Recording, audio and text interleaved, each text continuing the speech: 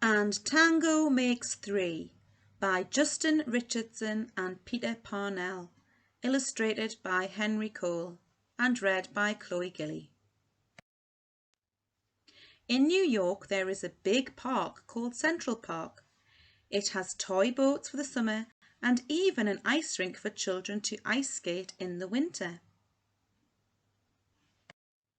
But best of all, Central Park has its very own zoo.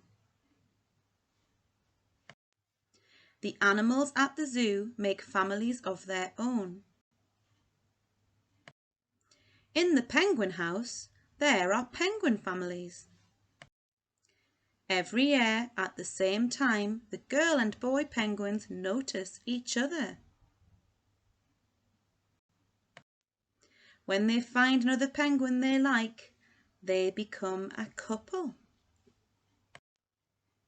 Two of the penguins were different. They were two boys, Roy and Silo. Roy and Silo did everything together. They bowed together and they walked together. They sang to each other and swam together. Wherever Roy went, Silo went too. Roy and Silo were not interested in the girl penguins. They wrapped their necks together.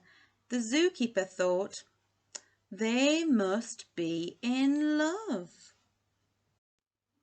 Roy and Silo watched how the other penguins made a home.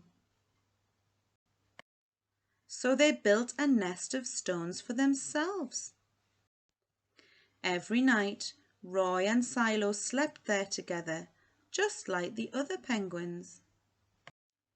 Every day they woke up together, but one day they saw the other couples do something they could not. The mother penguin would lay an egg. The mother and the father would keep the egg warm. The egg would hatch. Roy and Silo had no egg to sit on and keep warm. No chick to feed and cuddle and love. The nest was empty. One day Roy found something that looked like an egg. It looked like what the other penguins were hatching, but it was only a rock. But Silo carefully sat on it and sat and sat. When Silo got sleepy, Roy sat on the nest. Day after day, Silo and Roy sat on their rock. But nothing happened. Then the zookeeper had an idea. He found an egg that needed to be cared for. He brought it to Roy and Silo. They put it in the middle of their nest. They turned it to keep both sides warm. They both took turns to look after the egg. They sat in the day and in the night, at lunchtime and swimming time. They sat at the start of the month and at the end of the month and all the days in between. Until one day they heard a sound. Peep, peep, said the egg. Roy and Silo replied with a squawk, squawk. Suddenly a tiny hole appeared on the egg. Crack! It was their baby. She had white feathers and a little black beak. Now Roy and Silo were fathers. We will call her Tango, said the zookeeper, because it takes two to make a tango.